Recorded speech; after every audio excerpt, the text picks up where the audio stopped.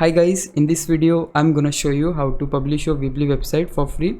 That's so simple. You just need to come up to your dashboard, and right here we need to click on edit site and it will take you to this page.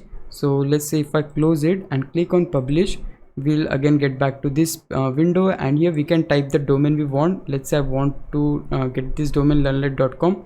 If I click on it and click on search, you will see that whether the domain is available or not. As of now you can see that this domain is not available. So in this kind of situations you can just add numbers or anything to your domain so that you can get the domain.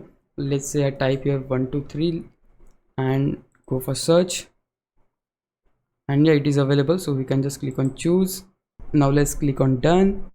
Let me just copy this domain, and if we paste it right here, you'll see that we have successfully published the Weebly website for free. Now if you found this video helpful, please leave a like, consider subscribing to my YouTube channel. I'll meet you in the next one. Bye bye.